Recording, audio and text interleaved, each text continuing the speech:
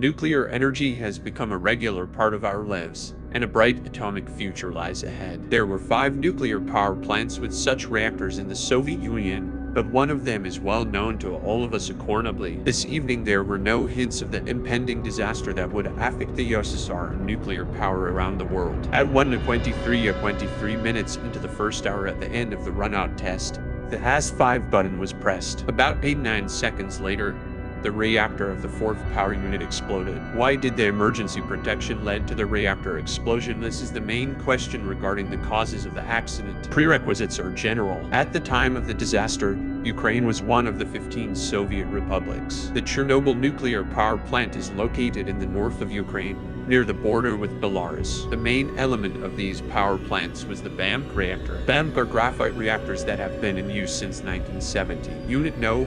For reactor was in operation for only 2.5 to 2.5 years. Power unit construction. This shows the main systems of the block with BAMP. A nuclear reactor produces a large amount of heat. Water as a coolant circulates in the circuit. It passes through the channels of the reactor and partially turns into steam. Steam is separated from liquid water in separator drums and drives a turbo generator that produces electricity. The spent steam is condensed with the help of water from the coolant pond and fed back into the main circuit. The reactor has been operating at full capacity for several months in a row. The structures required to house these systems were enormous. Parts of the block were located inside separate concrete rooms. The reinforced concrete protection around the reactor was 2.5 m thick. The reactor was placed inside a steel structure, a shell. The structure of the BAMP 1000 reactor, a stage 2. Inside the hermetic casing was a graphite block. The active zone of the BAMP reactor contained a large amount of graphite, necessary for the nuclear chain reaction to proceed. During the decay of the uranium-135 nucleus,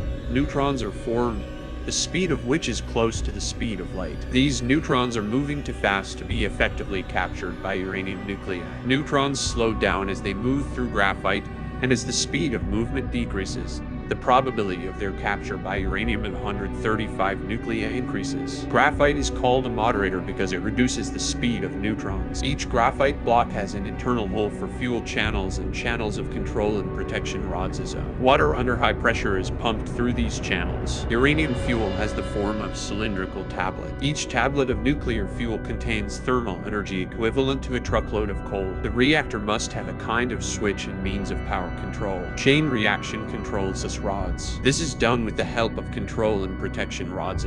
They are made of boron carbide, which is a good neutron absorber. When all the rods are completely in the active zone, they make the chain reaction impossible. The reactor operates at full capacity when approximately 80% of the rods are removed from the core. If the sus rods are pulled out of the active zone, their place in the channels is taken by water. Graphite displacers were added to the lower part of the sus, which replaced the water in the channels. Replacing water with graphite made it possible to reduce the parasitic absorption of neutrons by water, and thereby increase the efficiency of the reactor. The explosion was the result of an error in the design of the anti-aircraft rods, which is called end effect. Final effect: it caused a rapid short-term increase in reactivity and therefore power, while rods with a neutron absorber should reduce this reactivity. When the rod is fully raised, the graphite displacers occupied the central part of the active zone. Below and above 1.25 m, one hole and 0.25 of a meter were filled with water. It was in the lower part of the active zone that the emergency process developed.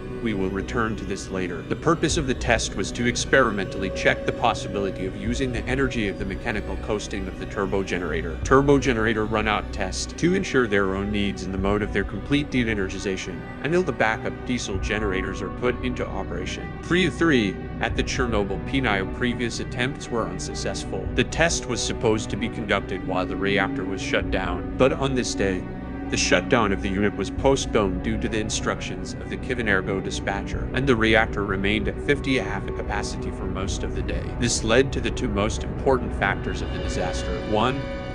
Poisoning of the reactor with xenon. 2. The test was conducted by a less experienced night shift who was not properly followed.